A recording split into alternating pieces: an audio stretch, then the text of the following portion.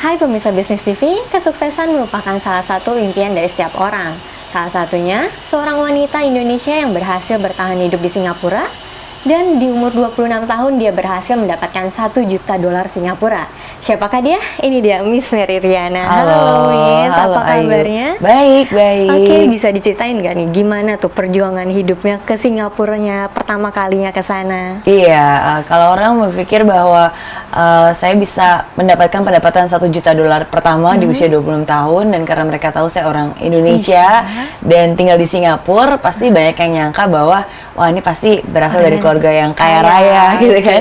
Tapi justru bukan, malah yang terjadi adalah sebaliknya. Saya berasal dari keluarga yang sangat sederhana dan nggak pernah ada pemikiran keluarga saya untuk ngirimin saya ke luar negeri untuk belajar, karena kondisi keuangan yang pas-pasan hanya mencukupi untuk saya kuliah di Jakarta pada saat itu. Ya, tapi hidup saya pun harus berubah, dan kisah mimpi 1 juta dolar saya itu berawal 15 tahun yang lalu, lebih tepatnya di tahun 98.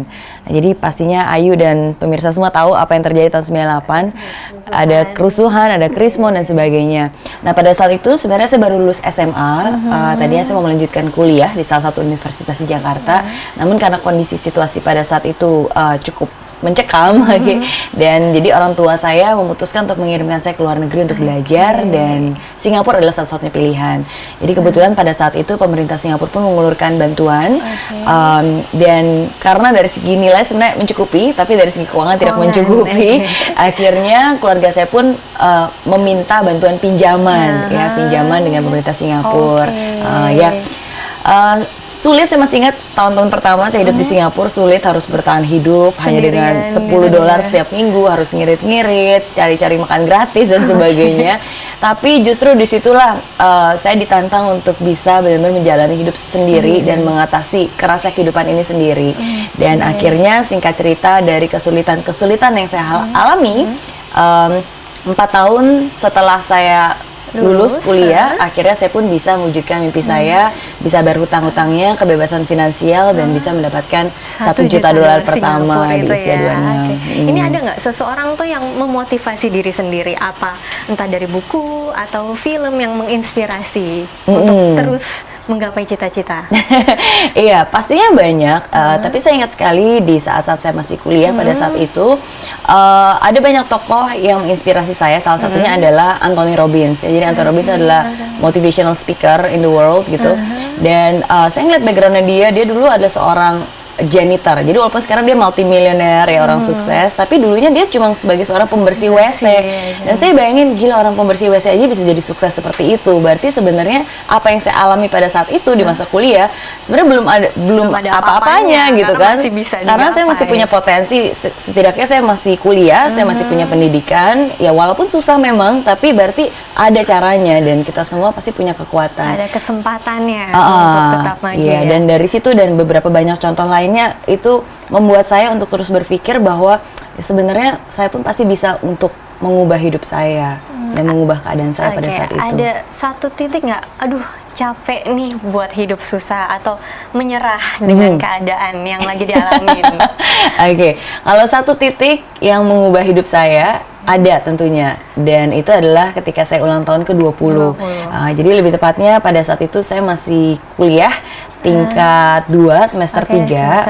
Dan pada saat itu saya benar-benar udah bosan hidup susah, karena tahun-tahun pertama saya di sana benar-benar struggling sendiri. Struggling bukan hanya keadaan kondisi finansial, tapi juga keterbatasan bahasa, kepercayaan diri saya. Jadi it's really tough. Dan di saat itulah saya mulai bilang kepada diri saya sendiri, saya bosan hidup susah, dan saya bilang, mau sampai kapan sih kamu hidup susah seperti itu? Kalaupun ada orang yang bisa mengubah hidup kamu, orang itu adalah diri kamu sendiri. Dan di saat itulah, tepat di saat saya ulang tahun ke-20, saya memberanikan diri untuk berani bermimpi besar. Dan saya janji sama diri saya sendiri, dan saya bilang, pokoknya sebelum saya ulang tahun ke-30, jadi saya kasih waktu 10 tahun, sebelum saya ulang tahun ke-30, saya harus sudah bisa mempunyai kebebasan finansial. Saya sudah bisa bayar hutang-hutang keluarga saya dan membahagiakan orang tua saya. Selagi saya masih bisa dan selagi mereka masih ada tentunya. Sambil kuliah itu kerja atau hanya kuliah saja di Singapura? Nah, jadi setelah saat itulah akhirnya saya memutuskan untuk berjuang. Jadi kalau sebelumnya di hidup saya hanya bertahan gitu, hidup susah, aduh bertahan nggak apa-apa tabah. Dan saya menyadari bahwa kalau saya bertahan aja tuh nggak akan terjadi apa-apa. Saya harus berjuang, harus ada usaha, saya harus berjuang, saya harus berani melakukan hal-hal yang sebelumnya saya nggak pernah lakukan. Dan setelah itulah saya memutuskan untuk mulai mencari pekerjaan, mencari uang tambahan.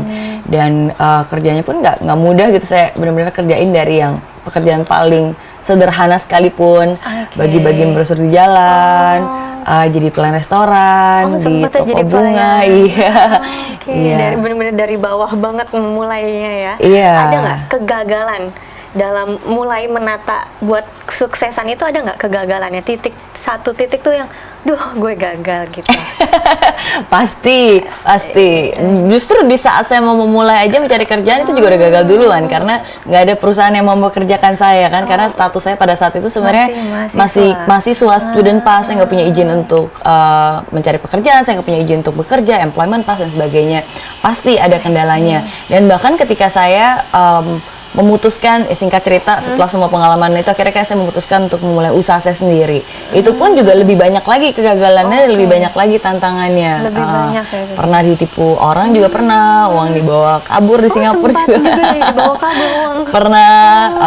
Pernah sempat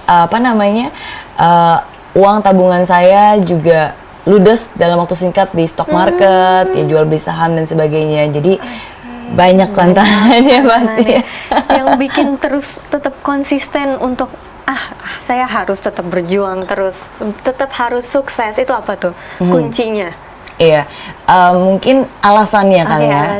Alasannya karena bagi saya memiliki alasan yang kuat itu menjadi dorongan kuat diri sendiri. Karena mungkin banyak dari kita punya mimpi, tapi karena kayak keren aja nih punya mimpi ini gitu, kurang ada alasan yang kuat. Dan pada saat itu saya benar-benar tahu dengan jelas kenapa saya ingin punya kebebasan finansial itu, kenapa saya ingin bisa bayar hutang-hutangnya. Satu alasan terkuat saya adalah karena saya ingin bisa membahagiakan orang tua saya. Mungkin ya karena anak pertama juga kali ya, jadi merasa begitu banyak yang sudah pengorbanan yang orang tua sudah berikan kepada saya, dan saya merasa itu adalah tanggung jawab saya, bukan hanya untuk menjadikan hidup saya berarti, tapi juga menjadi sesuatu yang berarti bagi orang tua saya. Jadi saya ingat ketika saya susah, gagal, ya ketika saya bayangin orang tua saya harus susah-susah ke Singapura, jadi itu sangat memotivasi saya untuk terus mencari jalan. Ini bisnis pertamanya nih apa nih dari Miss Mary? Kan dari sebelumnya kan dari kerja dari bawah sampai akhirnya uang kekumpul buat bikin bisnis. Uang kekumpul mau bikin bisnis tapi gagal juga. Iya, jadi singkat cerita sebenarnya bisnis pertama saya yang sukses, yang gagal banyak ya.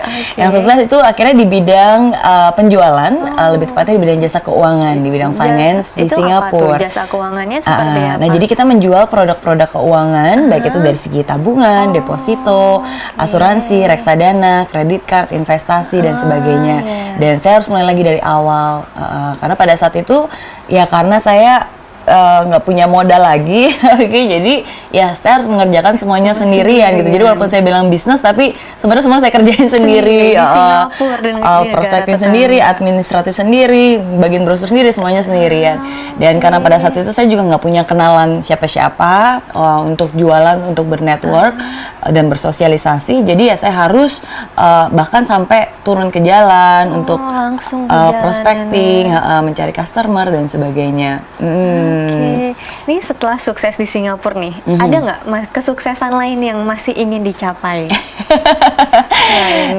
Pastinya ada, tapi mungkin karena kan hidup ini terus berkembang dan kita terus berjalan. Maksudnya sukses is not a destination but it's a journey.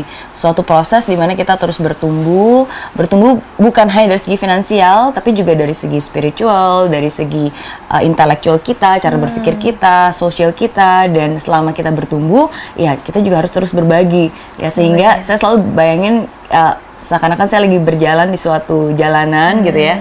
Dan selama saya berjalan dalam jalanan itu harus ada dampak yang sudah bisa diberikan.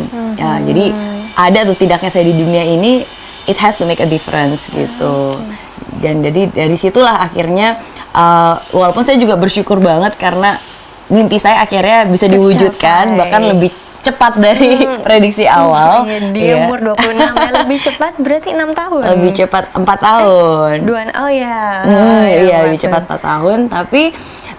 Tapi disitulah justru saya diingatkan kembali akan pentingnya sebuah mimpi. Jadi sebenarnya tujuan itu, mimpi itu penting untuk dimiliki, bukan hanya untuk memberikan tujuan atau arahan, tapi juga untuk memberikan kita motivasi. Setidaknya ada yang dituju. Karena ada hari-hari di mana ketika saya sudah sukses gitu ya di Singapura, bisa mendapatkan segalanya, ada di saat-saat di mana saya merasa kok kayaknya lebih semangatan dulu di saat-saat susah dibanding sekarang gitu. Kenapa gue lebih semangat dulu? Udah bisa dicapai gitu ya. Iya, dan justru di situ saya sadar, oh berarti saya harus punya tujuan lagi, saya harus punya mimpi baru yang bisa memotivasi saya, membuat saya lebih fokus. Lebih baik dikasih batas waktu ya, biar ada motivasi diri sendiri.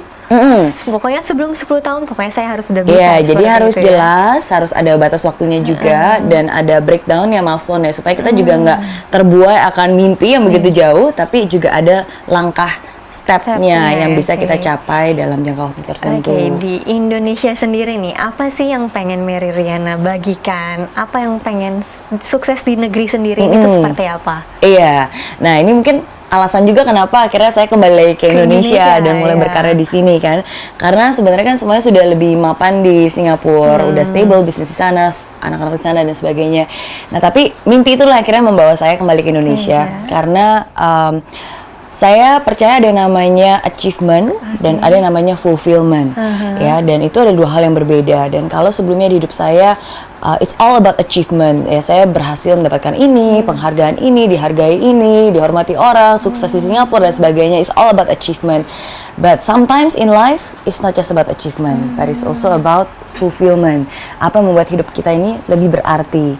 Dan disitulah akhirnya saya memutuskan bahwa mimpi $1 juta saya sekarang bukan untuk mendapatkan $1 juta atau berjuta-juta dolar, tapi saya ingin bisa memberikan dampak positif di dalam kehidupan 1 juta orang, terutama di Indonesia. Oh, itu ininya ya, apa targetnya itu 1 juta orang? Iya, setidaknya 1 juta orang di Indonesia, dan itu saya buat ketika saya ulang tahun ke-30, jadi 3 tahun yang lalu, dan itulah akhirnya membuat saya kembali lagi ke Indonesia, bolak-balik dan berkarya di sini. Dan sampai sekarang udah berjalan 2 tahun sejak saya bolak-balik, dan bersyukur karena begitu banyak channel-channel, pintu-pintu dibukakan untuk kita bisa bersama-sama membagikan dampak positif ini. Di Indonesia sendiri ada nggak organisasi atau komunitas yang dibentuk dari Mary Riana sendiri?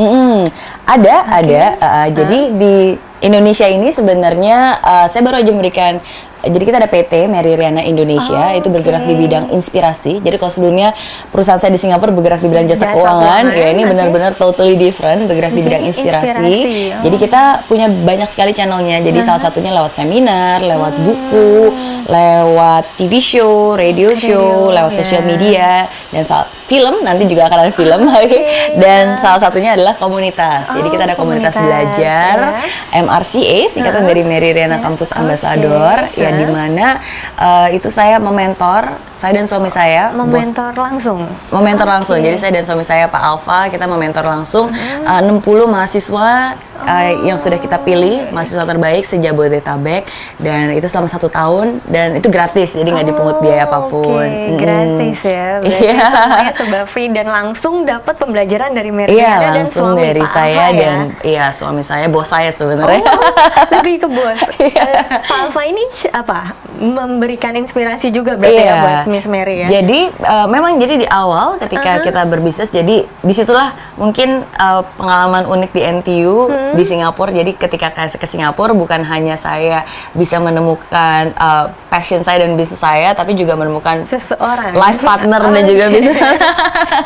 Gitu. Jadi kita memang bermimpi bareng, kita berjuang bareng, dan akhirnya ya itu jadi perusahaan bareng. Perusahaan juga bareng dari awal. Itu dia tadi talk show saya bersama Miss Mary Riana. Sekarang kita kedatangan satu orang dari MRCA, yaitu Andreas. Halo Andreas. Halo. Apa kabarnya nih? Kabar baik, kabar biasa. baik pastinya ya. Halo. Info MRCA ini dari mana nih awalnya? Ya, awalnya saya tahu info MRCA ini dari website maryriana.com. Lalu juga ada teman kampus saya yang ngajak untuk ikut MRCA ini. Akhirnya saya ikut dan puji Tuhan bisa masuk MRCA. Kenapa nih ingin masuk ke MRCA? Apa yang bisa membawanya? Awalnya dulu saya ikut seminar Mediriana dan saya melihat Miss Mediriana benar-benar inspiring, dan yang paling hebat itu adalah benar-benar tulusnya itu. Lalu saya punya cita-cita dari situ. Saya punya cita-cita bahwa saya ingin dimentor langsung oleh Miss Mediriana. Waktu itu belum ada program MRCA. Ya, belum, waktu itu belum ada ya. Saya bahkan Twitter dengan Miss Mediriana, saya ingin banget dimentor oleh Miss Mediriana. Ternyata doa saya terkabul. Dan ada program MRCA. Saya lihat di website, langsung saya semangat sekali dan saya daftar. Langsung daftar dan langsung terpilih. Iya, setelah seleksi, karena Setelah seleksinya seleksi. lumayan bertahap dan lumayan lama, 3 bulan proses ada seleksinya. berapa orang nih yang daftar pertama kali? Dari 1.400 aplikasi, habis itu kita seleksi jadi Sampai ke 300, dari 300 kita 300 seleksi lagi jadi 100, dan dari 100 itu saya ajak untuk ketemu karena kita ada grup interview, grup selection. Ada interview juga ya? Ada. Jadi Oke. sebelumnya itu juga ada seleksi, ada interview, tapi yang 100 orang itu sebelum dari 100 ke 60 itu saya dan Pak Alfa sendiri yang benar-benar Mentor menyeleksi. langsung. Oke. Kita ketemu face to face, grup interview, dan dari situlah saya pilih langsung. Akhirnya kebentuklah 60 Iya. peserta, dan Andreas ini masuk ya salah satunya. Oke, ini apa aja nih yang didapat dalam setahun ya masanya? Setahun, MRCA? iya, setahun. Apa aja nih yang telah didapat dari mentornya? Tentu banyak, yaitu ada selling, ada personal branding, ada juga macam-macam ilmu yang nggak bisa dijabarin satu persatu. Tapi yang paling penting adalah direction dan strategi kita. Jadi di MRCA kita diajar untuk mengetahui arah hidup kita, panggilan hidup kita, dan bagaimana strategi untuk mencapai ke sana. Jadi kita, yang paling indah di MRCA adalah bisa tahu siapa diri kita, apa yang kita mau, dan bisa mengarah ke sana dengan hati yang gembira. Oke, yang ingin diterapkan apa nih dari yang sudah didapat pembelajaran yang ingin diterapkan ke teman-teman, ke lingkungan sekitar? Tentu semua pembelajaran di MRCA bisa langsung diterapkan, misalkan communication skills, atau selling, atau bahkan bisnis. Tapi ya itu tadi, yang paling penting saya selalu bilang sama teman-teman saya, temukan direction kamu dulu, dan strategi kamu berikutnya. Tahu seperti apa diri kamu, dan mengarah ke sana dengan hati yang gembira. Oke. Iya. Ini udah mengalami perubahan apa nih dari diri sendiri setelah dapat pembelajarannya? Sebelum saya ikut MRCA, saya berpandangan bahwa yang sukses-sukses itu kebanyakan orang-orang tua. Saya sering juga seorang public speaker, sering banyak ketemu orang-orang tua yang hebat-hebat. Di MRCA banyak sekali anak-anak muda yang sangat inspiratif, dan kita menjadi keluarga di sana. Iya. Cita-citanya apa nih setelah udah dapat pembelajaran? Apa sih yang pengen dicapai lagi sama Andreas sendiri? Cita-cita saya adalah to be the most respectable communication and people development expert from Southeast Asia. Oke. Saya punya passion di bidang pengembangan diri dan komunikasi. Pengalaman paling berkesan apa nih selama ikut MRCA ini? Banyak, cuman saya kan tim media dan saya sering ikut untuk Miss Mediriana, wawancara dengan wartawan. Itu berkesan banget. Tapi yang paling berkesan adalah dulu pernah Miss Mediriana menceritakan tentang bagaimana perjuangannya dalam memasarkan buku Mimpi Sejuta Dolar, dan itu sebuah pengalaman yang sangat melampaui kata. Saya sangat terinspirasi, tapi sampai nggak bisa diungkapin lewat kata-kata gitu. Ada sesi itu yang menurut saya paling berkesan. Iya. Dari Andreas ini bagian media. Ya. Ada lagi bagian? Ada, jadi kita bagi karena di MRCA ini kita ingin bahwa mereka belajar bukan hanya dari pembelajaran dari sharing saya, tapi juga proyek-proyek yang mereka lakukan untuk kesinambungan dari komunitas ini sendiri. Jadi ada dari media, ada juga kita bikin TV production. Iya, jadi mereka memberikan hal-hal yang inspirasi, mereka meliput hal-hal inspirasi untuk dibagikan kepada teman-teman anak muda lainnya. Ada juga dari banyak ya, ada juga dari tim welfare yang make sure untuk menjaga keharmonisan dan fun di MRCA dan sebagainya. Jadi banyak. Proyek apa aja nih yang telah dijalani nih selama 1 tahun ini?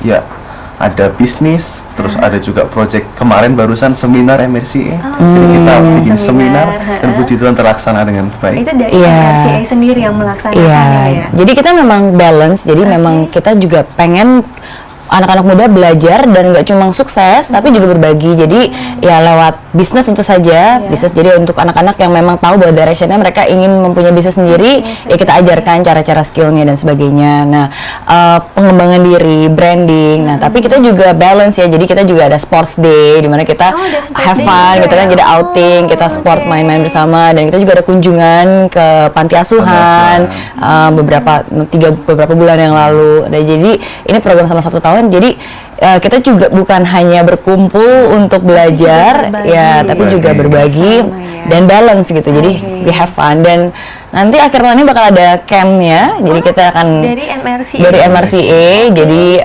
puncak penutupan sedih juga ya udah di akhir di Desember. Jadi di Desember ini nanti kita 3 hari 2 malam, saya dan Palva akan mengkondak semuanya, termasuk mungkin jadi highlight untuk tahun ini. Berarti ini mau ada MRCA 2 berarti ya? Iya, sekarang lagi intake, lagi opening untuk aplikasi baru untuk tahun depan. Itu caranya gimana nih bagi pemirsa? Siapa tahu yang pengen bergabung? Iya. Caranya silahkan kunjungi www.mediriana.com untuk nanti kirim CV Anda ke friends@mediriana.com. Ditunggu sebelum 15 November. Pokoknya bersama MRCA jadikan diri kamu inspirasi Indonesia. Ini terakhir tips dari Miss Mary Riana sendiri bagi anak muda apa nih untuk menggapai cita-citanya. Siapa kan sekarang kan anak-anak muda banyak yang udah hopeless duluan sebelum memulai. Ini tipsnya ada nggak? Tips khusus dari Miss Mary Riana sendiri? Iya, mungkin satu hal yang saya selalu ingatkan terutama ke anak muda, never ever underestimate yourself. Jadi jangan pernah mengunderestimate, menganggap remeh diri Anda sendiri ya. Jangan pernah bilang saya kan hanya anak muda, mana mungkin saya bisa sukses. Saya kan hanya rakyat biasa, mana mungkin saya bisa sukses. Tapi coba ubah cara pandang Anda, jangan pernah bilang saya hanya, tapi justru karena Anda anak muda, Anda punya energi yang lebih banyak lagi untuk bisa sukses. Justru karena Anda seorang mahasiswa, Anda punya potensi yang lebih banyak lagi untuk bisa mewujudkan semua mimpinya dan sebagainya. Karena di hidup ini pasti akan ada yang namanya kegagalan ya, nggak ada mau lihat pelangi ya harus bisa menghargai hujan dulu ya. Sama juga mau ada kupu-kupu juga harus dari kepompong berevolusi, ada proses dan sebagainya. Dan justru karena kita masih muda, kita lebih kuat, kita lebih punya waktu, kita lebih punya banyak tenaga. Biarlah saat-saat ini di saat-saat dimana kita belajar dari kehidupan, belajar menjadi orang yang kuat supaya nanti kita bisa sukses di kemudian hari. Jadi itulah pesan dari saya. Terima kasih waktunya Miss Mary. Sama-sama. Demikian pemirsa talk show saya bersama Miss Mary Riana dan Andrea. Semoga menjadi inspirasi bagi pemirsa semua. Sampai jumpa.